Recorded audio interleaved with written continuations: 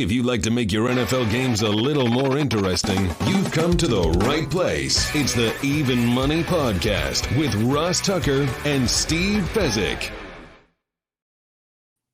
Yeah, Vegas, baby, Vegas. It is the Even Money Podcast presented by DraftKings Sportsbook, and we are both up multiple units after week one in the National Football League. By we, I mean me, Ross Tucker, former NFL offensive lineman, 5 teams, 7 years, classic journeyman at Ross Tucker NFL on social media. All of the shows are at Ross Tucker Pod.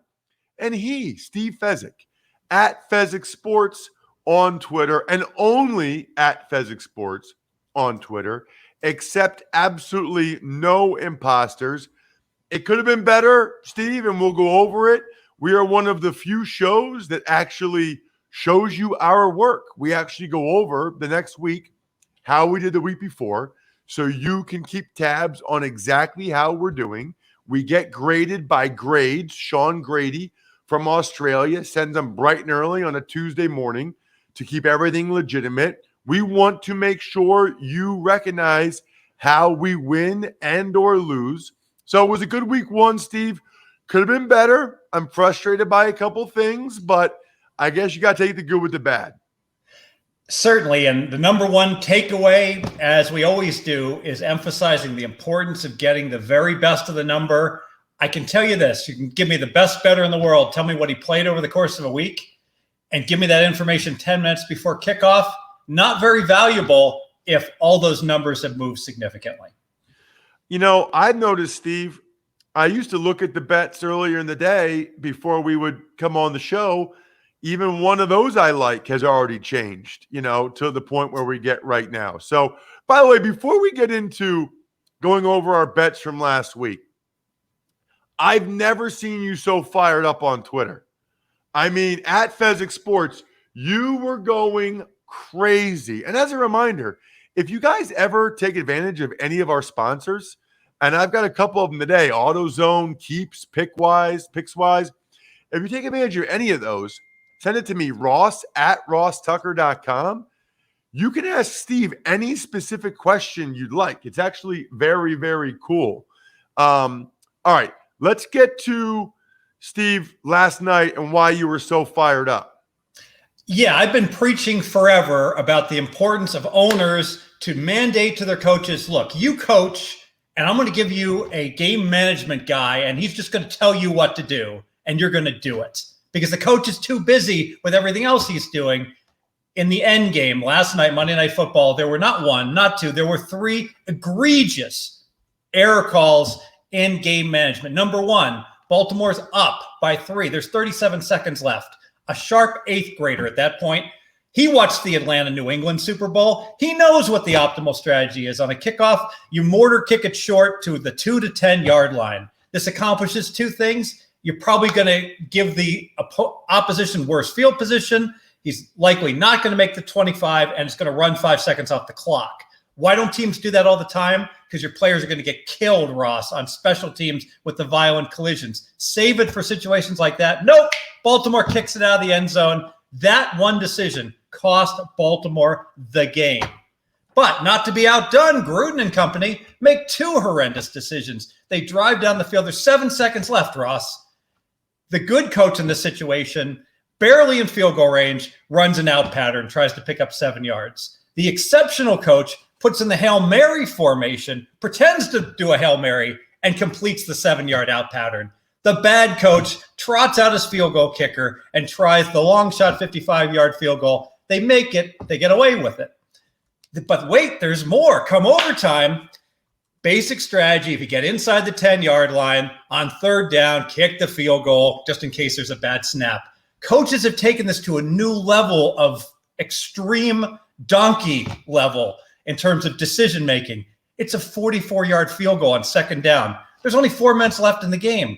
All the Raiders have to do is pretend to throw and run the ball twice. They'll pick up some yardage. It'll be a shorter field goal. Heck, they might even get a 1st down and be able to run the clock almost all the way out. Nope. Gruden calls a 44-yard field goal that his team isn't even ready to kick, and they get a delay of game penalty. It's just egregiously bad at every level. No sharp person in any game situation would agree with any of those three calls, and no one says anything about them. Yeah, I mean, I think all of them you're right on. I don't think it's as bad as you think it is, but for Baltimore, I guess I guess you could argue they have faith in their defense and they're concerned about the kid returning it for a touchdown, but that time is valuable. And the percentage chance of the guy returning it, it's just not very good. There's not a lot of big returns. And flip it around. If you bet the Raiders on the money line, you're like, please, God, kick it into the end zone. Give me the full 37 seconds. It's not even close when you think about it in terms of your Raider tickets. Nope, you're right. And then the Hail Mary, the 7-second thing ended regulation without question. And then the last thing was interesting as well. It's good point, Steve. I just love when you get that fired up. I also love, Steve, when you and I have some success betting like we did in week 1. Let's start with the Cowboys and the Bucks. I put 1 unit on the under 52. That got blown away. That was a terrible bet. You and I did a 2-team teaser. 3 units, Steve. We got the Bucks teased down from -8 to -2, and the Rams teased down -7.5 to -1.5. We pushed. We pushed because of the stupid Bucks winning by 2 points. That really irritated me, Steve, and it was all because of all the turnovers and penalties. I'm going to say it was all because we released it Tuesday instead of Monday, because on Monday, I gave this out to my clients, and at that point, the line was 7.5, and you could tease it down to 1.5. And getting the best of the number, Ross, it is the difference between winning and losing. And, of course, if you teased later in the week, you lost with the Bucks because it was 8.5 to 9. Tease it down to -2.5, and you lose. Good point. Let's get to Steelers and the Bills. I put 1 unit laying the 6.5 with the Bills. Boy, that didn't go well. The Steelers dominated defensively. They got a punt return, a block punt touchdown. So I lost that one. You had 2 units, Steve, on the under 48.5, and that cashed very easily. Congrats to you. Yeah, Big Ben after the game says defense is going to have to carry the Steelers. When the quarterback says that is an under team. It's a really good point. Niners, Lions, neither one of us had even a lean on that one. And the spread was 7.5. Game ended at 8. Very close. Eagles, let's talk some positivity for me. They were getting 3 points. They won 32-6. I had 2 units on the Eagles getting the 3 points. That was awesome. And then the Seahawks, they were laying 2.5 on the road against the Colts. I am down on the Colts. The Seahawks showed why. 2 more units for me there, Steve, laying the 2.5 as the Seahawks won 28-16. We were on the same page there because you leaned to the Seahawks. DraftKings has updated season win numbers, Ross. Be sure to check those out. The Colts currently 7.5. DraftKings is making a statement there saying, you know what? Colts were 10 during the summer. That number was no good. It's a great point. Great point. All right. Jets, Panthers, we had nothing. Vikings, Bengals. I leaned to the Vikings, laying the 3.5. I'm glad I didn't play that. They lost by 3. So we had no play there. Then we both leaned to the Titans. Man, I'm glad it was only a lean, Steve, and not a play. They got destroyed at home by the Cardinals, 38-13. Only 1 game, but I saw some concerning things there from the Titans. Yeah, Kyler Murray looked spectacular, and boy, Tennessee couldn't block anyone. We knew that defense was bad. Derrick Henry got 370 carries the last 2 years. I'm going to make a bold statement, Ross. He's not going to make it through the year. Yeah, well, the statistics are not very good for guys with as much tread on the tires as he has the last couple of years. Speaking of that, by the way, if you're looking for more stopping power from your brakes, go with Duralast Elite brake pads. You want some more power for a guy like Derrick Henry? They're available exclusively at AutoZone. That means only at AutoZone. You all know Duralast parts are proven tough. Duralast Elite is another level. 3 times longer than a typical Duralast pad.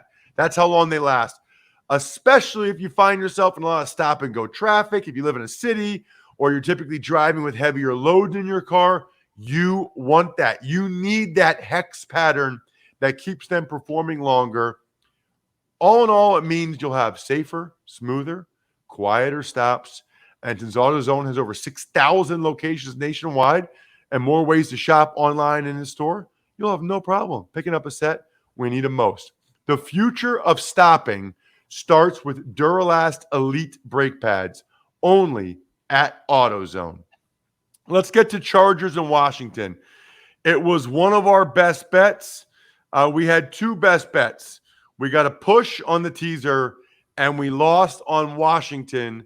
Were they laying? They were laying 1, right? Washington was laying 1. Closed -2. What's that? Closed -2, Washington. Right. So we got the better of the number. And honestly, I mean, when the quarterback gets hurt, I say just throw out the whole thing. I mean, you can't do that, obviously. It's a losing bet for us. We only put 1 unit on it. But that game might have been very different if Fitzpatrick stayed in the game and didn't get hurt. Yeah, maybe. I was disappointed in Washington's front 7 not dominating against the new O-line for the Chargers. So that was a surprise. Let's get to the Texans and the Jags. Texans were laying 2.5 points. No, the Texans were getting 2.5 points. I put a unit on them, and they came through for me. They won convincingly, 37-21. So that was great.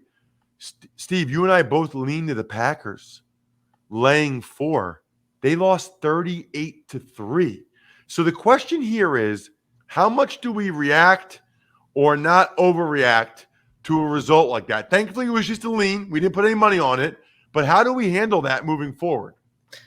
Well, I upgraded the Saints tremendously because I frankly had them low, and I liked everything I saw from them. You know, the Packers have done this before.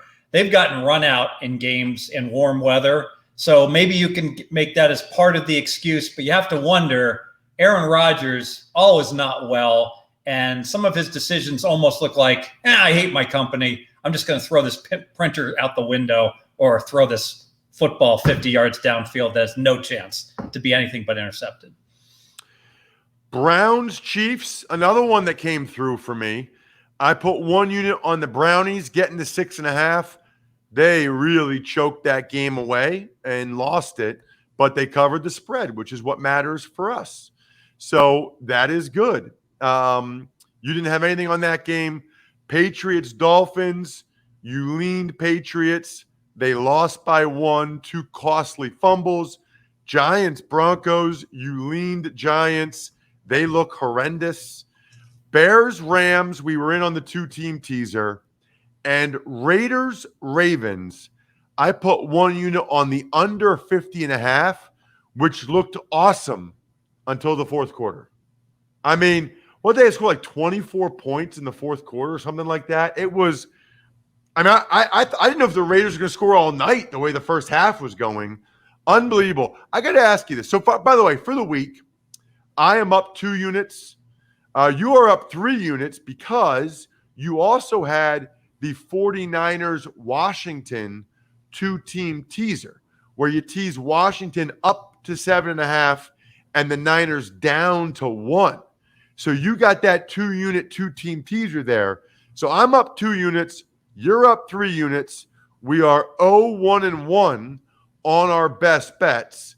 My question for you, Steve, I'm just not good at totals. I do so much better on sides than totals. Should I just give up on it? What should I do? I'm not sure. I think it's better to specialize. So if you're better at sides, just do sides. You know, you brought up a good point. We talked about Washington. We didn't lay 1 on Washington. We took +1 on Washington on our loser. So we were well ahead of the line move. and the listeners might not like this. If I get 3 points, the better. I know it's through 0, so they're not as valuable. But if I make a bet on a Washington +1 and it loses, and my team closed -2, that's a great bet. I don't care if they lose by 100. If I can beat the closing line by 3 points in the long run, I assure you those bets are gold. All right, let's move on to this week because I want to get your thoughts, of course. We'll start with Thursday night. The Washington football team is hosting the Giants. They're laying 3 points. The total is 40.5. All right, I'm going to look to the first half on this game. The total, it's still coming up in some places, but should be 20 to 20.5. It's not up at DraftKings yet. I don't know how we want to grade this, but I like the first half under 20.5. I think it's going to be slow starting, divisional game, both offenses behind the defenses, backup quarterback. It's going to be 10-3 at the end of the first half. I like first half under 2 units. Interesting. Okay. I'm not going to go with you on that. I like your logic. If they say the total is 40.5, I guess the first half total would always either be 20 or 20.5, right? Yeah, usually 20. Okay. Got it. All right. The next game, and I don't even have a lean there, to be honest with you, Steve. I don't know what to expect from either one of these teams yet, whether it's Heineke or the Giants. Let's move on to Sunday at 1.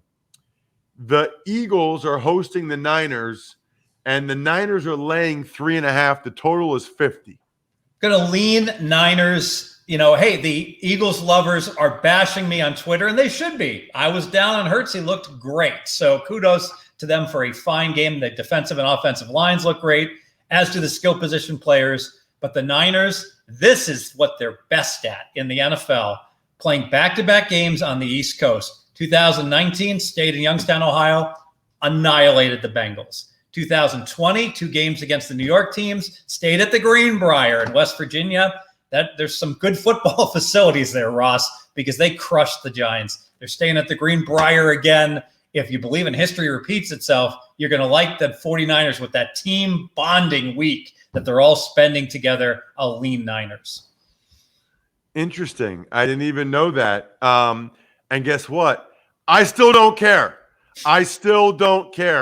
2 units on the Eagles. I like the 3.5 number. Their O-line and D-line are really good, and that place will be going nuts. I don't know if they win the game outright, but I think it's a toss-up game either way. Anytime I feel like it's a toss-up game and I'm getting more than a field goal, I'm taking it. Let's move on to the Bills and the Dolphins, Steve. Interesting game. The numbers, my power ratings say we got to bet the Dolphins, but I got to be honest, the Dolphins were very fortunate to beat New England last week. And the Bills, a little unlucky with some stuff that happened. They did win the stats against Pittsburgh. Given that and the Bills needing the game now much more at 0-1, I'm going to pass the game. Right. The Dolphins are getting 3.5 points, and the total's 48.5. I'm going to put 1 unit on the Dolphins. They were fortunate. I like their defense. I do think the Bills will bounce back. But again, it wouldn't shock me if the Dolphins won the game or kept it close. Just 1 unit on Miami getting 3.5. The Texans and the Browns. Now, this is what I was talking about. It was Browns laying 12.5. Now it's the Browns laying just 12. The total's 48.5. I have no idea what to make of the Texans' great performance against Jacksonville. I got to see another game. I'm going to pass this game. I'm rolling with the Texans again, and I'm going to do it with 2 units. That is a lot of points in the NFL. 12 points. Now, I like 12.5 more, but 12 points is a lot. I think the Texans have momentum after that first game. I think they've got a professional roster and a professional quarterback. I think they lose. I think they probably lose by 10, but I will take the 12 points with the Houston Texans for 2 units. Let's keep it rolling. Actually, you know what?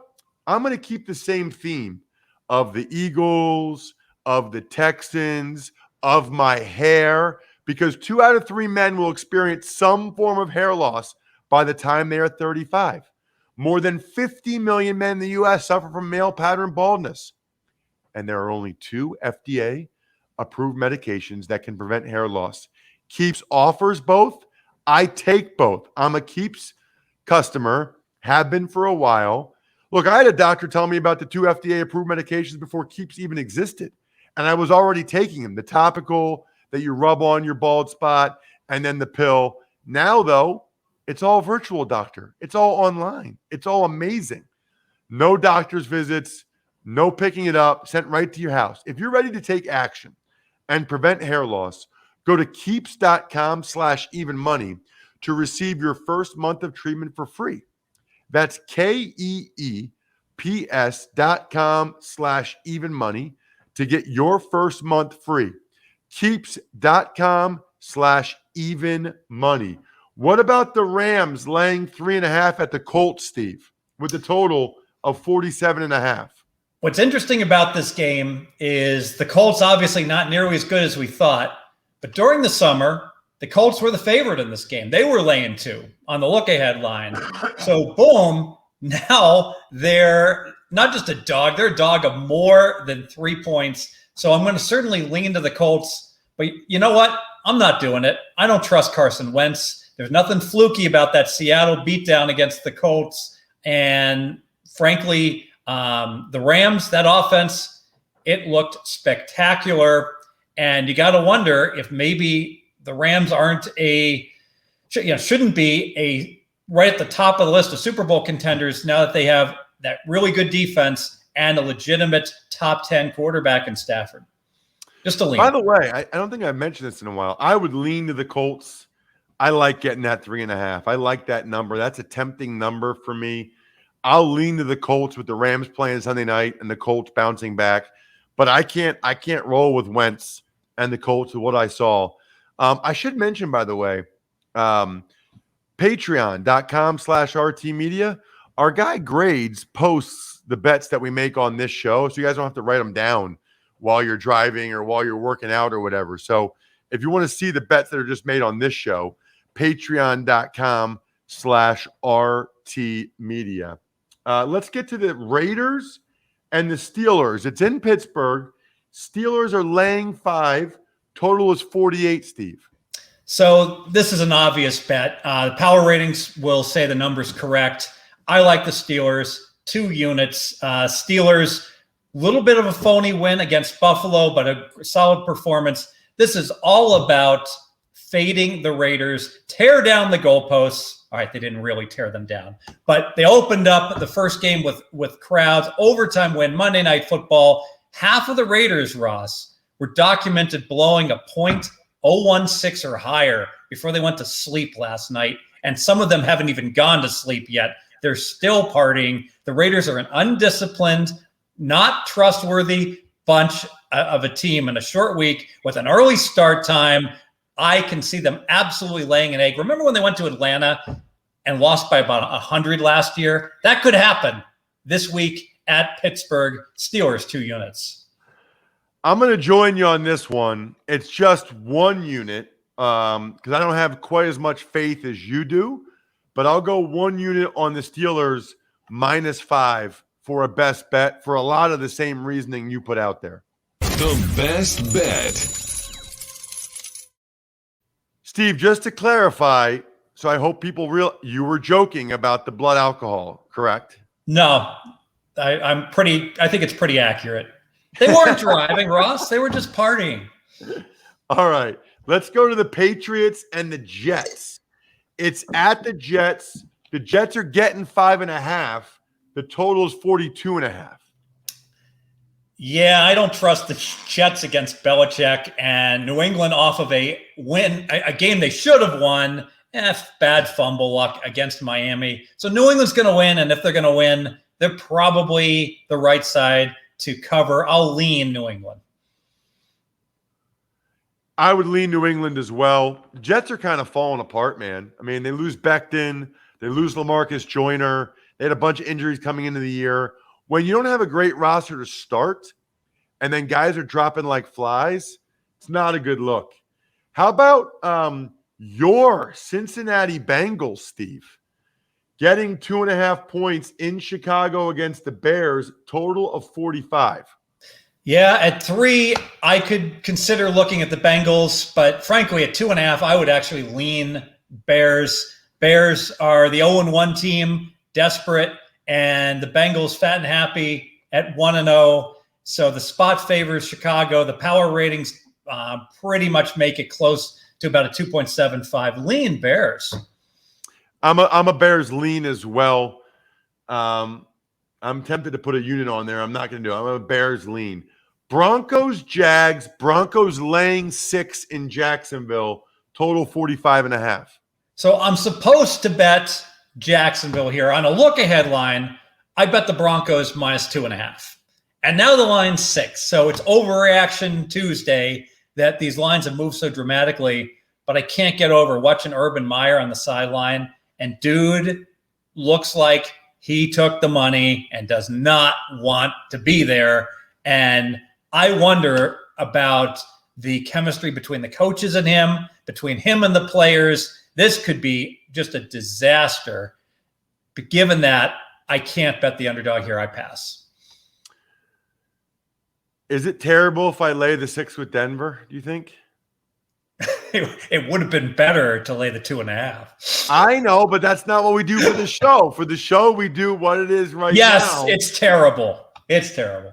Okay. All right. I'm not laying the 6 with Denver. I was very, very tempted, but I'll just say this. Heavy lean Denver by what I saw from those two teams. What about the Vikings getting 4.5 in Arizona with a total of 51? So I was going to bet the Vikings. I'm only going to lean to the Vikings because I went back and when I watched Arizona and their win, wow, that team looks so good. And the Vikings with 4 penalties in the first 8 plays, stupid Kirk Cousins refusing to get his shot and dividing the locker room and the like. I don't want a team that's having chemistry problems. And Arizona is all in to win this year. I'll actually flip it and I'll lean Arizona, the significantly better team. I'm going to put a unit on the Vikings. I think 4.5 is a pretty big number. I thought these teams were even coming into the season. So, to me, they're both about 9-win teams. So to be laying 4.5, I'll take that number and try not to overreact to week 1. The Falcons are getting 12 points from the Bucs. Total is 52, Steve. So when a team stinks week 1, grain of salt, don't overreact.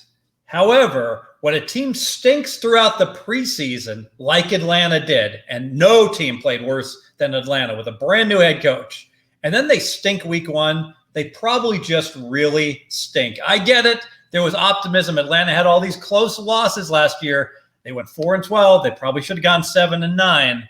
While this team's looking a lot more like they're going to go 4-13 this year, it's a ton of points. I want no part of Atlanta based on what I saw. I pass. Cowboys are getting 3 points from the Chargers with a total of 55.5. I think we have to bet the Cowboys here. Cowboys +3, 2 units. What percentage of the fans in Southern California will be Cowboy fans? I'm going to set an over-under, Ross, 80%. Comment on that and 2 units Cowboys. Interesting. You're probably right. I would imagine that there's certainly more Cowboys fans there than Chargers fans. I don't like La'el Collins being out. I don't like Michael Gallup being out. The La'el Collins being out and Steele in there going against Joey Bosa, I can't do it. I just can't do it. I think the Chargers are the better team. But the Cowboys getting extra time, all that stuff. It's just a lean to the Cowboys for me. What about the Titans getting 5 points from the Seahawks with a total of 54? Titans, another team that I think showed their colors week 1. They're not nearly as good as we expect. And I can't help but think, whenever this AFC South is playing the NFC West, maybe I should just back the better division, man, because it's just not reflected enough in the numbers how much superior these NFC West teams are. I'll lean Seattle. It's a lean to Seattle for me as well, but I'm not ready to be laying 5 points yet with them Before we get to the Sunday Nighter, and I'll be there, Steve, in the booth for West of One, and the Monday Nighter, people should know that PicksWise, what's the number one app for sports betting picks from a team of trend-watching, data-devouring sports fanatics giving you the who, how, and why behind every prediction for every game, every day, and every sport. Loaded with best bets, props, and parlays, you can find in-depth analysis on every game, all for free. Found your pick? Search our latest sportsbook promotions to sign up for an account, compare the odds, and finally place your bet. Download the free PicksWise app now to make your next bet better. PicksWise backs responsible gambling. Gambling problem? Call 1-800-GAMBLER. The Ravens are getting 3.5 against the Chiefs Sunday night, Steve. Okay, so it's very interesting. The dynamic here is that week one, Kansas City was laying 4.5 against Cleveland. Now Kansas City's laying a pretty close number, 3.5 against Baltimore. Who's better, Cleveland or Baltimore? Well, I do think Cleveland's better, but just by a smidge. But this point spread is almost identical from last week. But now Kansas City's on the road.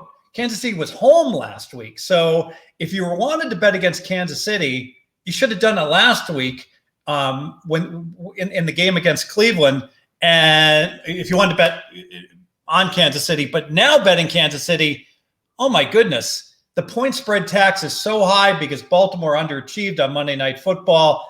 And I get it. Baltimore's injured, and it is somewhat of a short week going from Monday night to Sunday Night Football. But now that we move through the 3 and I'm catching 3.5, I got to play an injured Ravens team plus 3.5, 2 units. I'm going to join you on that one. I'm a little bit nervous about it because the Chiefs have had the Ravens number, but I've got some faith in the Ravens. It's only a 1-unit bet for me. Baltimore plus the 3.5, best bet. The best bet. Finally, Steve, the Lions are getting 11 points against the Packers. Monday Night Football, totals 48. Well, no part of the Lions, and I can't trust Green Bay. I'll lean over because I've got to feel that the Packers are going to put 30 up on the Lions. So just a lean, and probably in terms of prop bets, how many interceptions is Goff going to throw? I'll bet a prop bet. I think it's probably going to be like minus 170. Yes, Goff throws an interception. You know, I really think the Packers defense is not good. And I think they made a terrible decision to switch coordinators. And I think the Packers will put up a bunch of points against a bad Lions defense. 48's a pretty high number. I'm going 1 unit over 48 in that game. I think that game gets into the 50s. So 1 unit on the over 48 for me for the Packers and the Lions. Other than that, good luck, everybody. Hope you guys win some money. Thanks for listening to the Even Money Podcast. Make sure to also subscribe to the Ross Tucker Football Podcast, The Fantasy Feast, Business of Sports, and The College Draft. All available at Apple Podcasts, rosstucker.com, or wherever podcasts can be found. A lot of times on the show, I mentioned DraftKings. Here's what you need to know. You got to be 21 or older, New Jersey, Indiana, or Pennsylvania only. New customers only. Restrictions apply. See DraftKings.com/sportsbook for details. Gambling problem, call 1-800-GAMBLER, or in Indiana, 1-800-9-WITH-IT. By the way, if what I was talking about included a deposit bonus, doesn't always, sometimes it does. Deposit bonus requires 25 times playthrough, and deposit bonuses are paid out in site credit.